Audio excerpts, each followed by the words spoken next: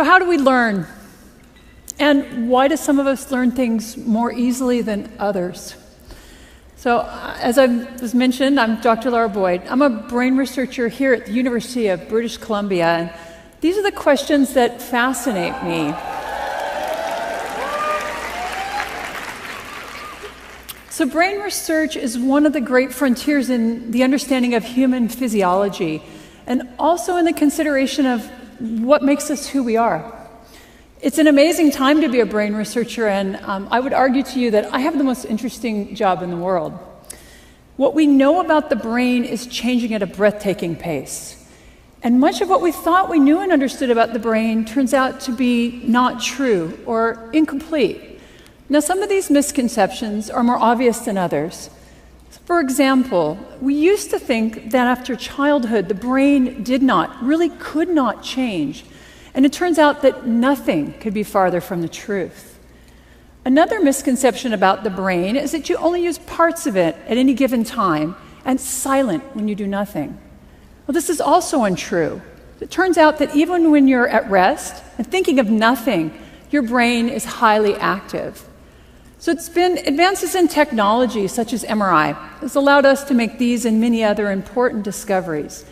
And perhaps the most exciting, the most interesting and transformative of these discoveries is that every time you learn a new fact or skill, you change your brain. It's something we call neuroplasticity. So as little as 25 years ago, we thought that after about puberty, the only changes that took place in the brain were negative. The loss of brain cells with aging, the result of damage like a stroke.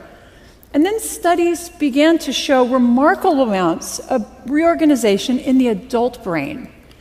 And the ensuing research has shown us that all of our behaviors change our brain, that these changes are not limited by age. It's good news, right? And in fact, they're taking place all the time. And very importantly, brain reorganization helps to support recovery after you damage your brain. The key to each of these changes is neuroplasticity. So what does it look like? So your brain can change in three very basic ways to support learning. And the first is chemical. So your brain actually functions by transferring chemical signals between brain cells, what we call neurons, and these trigger a series of actions and reactions. So to support learning, your brain can increase the amount or the concentrations of these chemical signaling that's taking place between neurons. Now, because this kind of change can happen very rapidly, this supports short-term memory or the short-term improvement in the performance of a motor skill. The second way that the brain can change to support learning is by altering its structure. So during learning, the brain can change the connections between neurons. Now here, the physical structure of the brain is actually changing, so this takes a bit more time. These types of changes are related to long-term memory, the long-term improvement in a motor skill. Now, these processes, they interact, and let me give you an example of how. So we've all tried to learn a new motor skill, maybe playing the piano, maybe learning to juggle. And you've had the experience of getting better and better within a single session of practice and thinking, I've got it. And then maybe you've returned the next day and all those improvements from the day before, they're lost. What happened? Well, in the short term, your brain was able to increase the chemical signaling between your neurons. But for some reason, those changes did not induce the structural change that are necessary to support long-term memory. Remember that long-term memories take time, and what you see in the short term does not reflect learning. It's these physical changes that are now going to support long-term memories and chemical changes that support short-term memories. Structural changes also can lead to integrated networks of brain regions that function together to support learning. And they can also lead to certain brain regions that are important for very specific behaviors to change their structure or to enlarge. And so here's some examples of that. So people who read Braille, they have larger hand sensory areas in their brain than those of us who don't. Your dominant hand motor region, which is on the left side of your brain, if you're right-handed, is larger than the other side. And research shows that London taxi cab drivers who actually have to memorize a map of London to get their taxi cab license, they have larger brain regions devoted to spatial or mapping memories. Now, the last way that your brain can change to support learning is by altering its function. As you use a brain region, it becomes more and more excitable and easy to use again. And as your brain has these areas that increase their excitability, the brain shifts how and when they're activated. With learning, we see that whole networks of brain activity are shifting and changing. So neuroplasticity is supported by chemical, by structural, and by functional changes. And these are happening across the whole brain. They can occur in isolation from one another, but most often they take place in concert. Together, they support learning, and they're taking place all the time. So I've just told you really how awesomely neuroplastic your brain is. So why can't you learn anything you choose to with ease? Why do our kids sometimes fail in school? Why, as we age, do we tend to forget things? And why don't people fully recover from brain damage? That is, what is it that limits and facilitates neuroplasticity? And so this is what I study. I study it specifically how it relates to recovery from stroke. So recently, stroke dropped from being the third leading cause of death in the United States to be the fourth leading cause of death. Great news, right? Well, it actually turns out that the numbers of people having a stroke has not declined. We're just better at keeping people alive after a severe stroke. It turns out to be very difficult to help the brain recover from stroke. And frankly, we have failed to develop effective rehabilitation interventions. The net result of this is that stroke is the leading cause of long-term disability in adults in the world. Individuals with stroke are younger and tending to live longer with that disability. And research from my group actually shows that the health-related quality of life of Canadians with stroke has declined. So clearly, we need to be better at helping people recover from stroke. And this is an enormous societal problem, and it's one that we're not solving. So what can be done? One thing is absolutely clear. The best driver of neuroplastic change in your brain is your behavior. The problem is that the dose of behavior, the dose of practice that's required to learn new and relearn old motor skills, it's very large. And how to effectively deliver these large doses of practice is a very difficult problem. It's also a very expensive problem. So the approach that my research has taken is to develop therapies that prime or that prepare the brain to learn. And these have included brain stimulation, exercise, and robotics.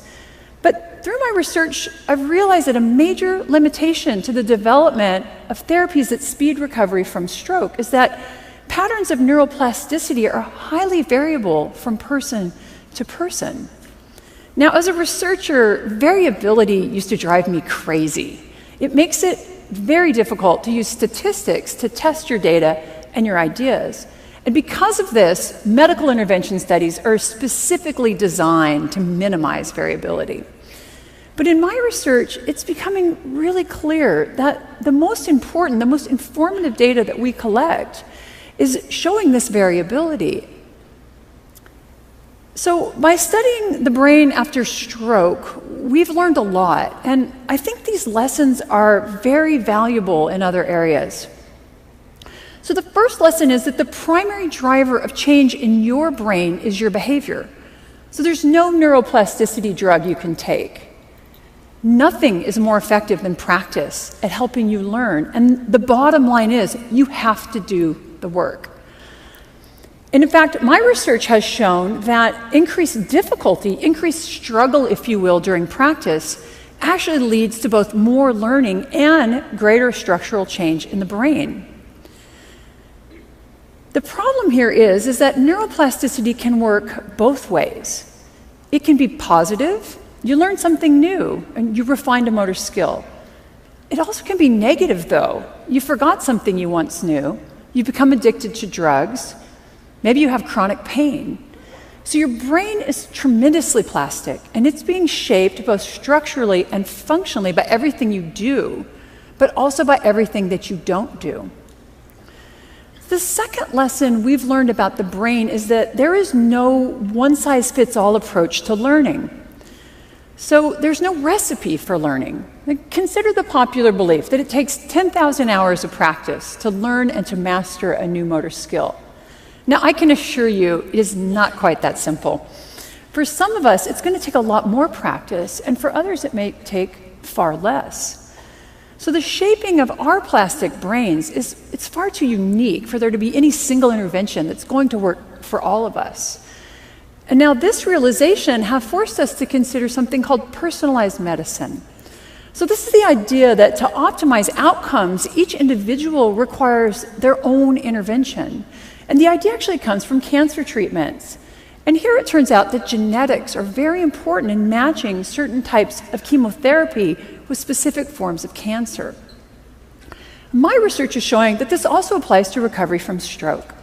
So there are certain characteristics of brain structure and function that we call biomarkers.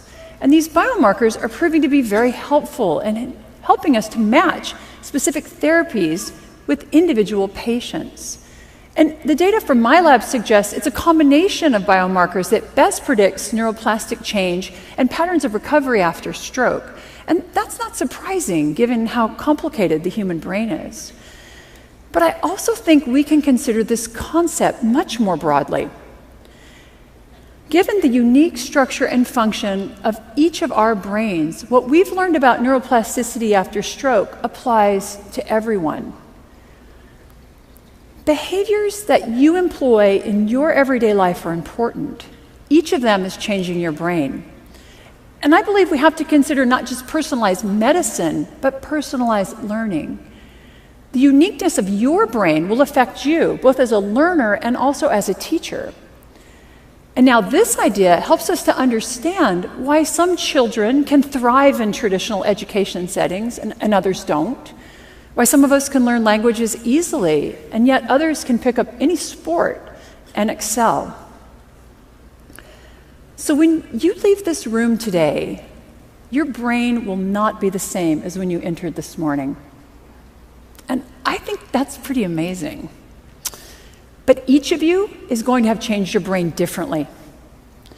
Understanding these differences, these individual patterns, this variability and change, is going to enable the next great advance in neuroscience. It's going to allow us to develop new and more effective interventions and allow for matches between learners and teachers and patients and interventions. And this does not just apply to recovery from stroke. It applies to each of us as a parent, as a teacher, as a manager, and also, because you're at TEDx today, a lifelong learner. Study how and what you learn best. Repeat those behaviors that are healthy for your brain, and break those behaviors and habits that are not. Practice. Learning is about doing the work that your brain requires. So the best strategies are going to vary between individuals. You know what? They're even going to vary within individuals. So for you, learning music may come very easily, but learning to snowboard, much harder. I hope that you leave today with a new appreciation of how magnificent your brain is. You and your plastic brain are constantly being shaped by the world around you. Understand that everything you do, everything you encounter, and everything you experience is changing your brain. And that can be for better, but it can also be for worse. So when you leave today, go out and build the brain you want. Thank you very much.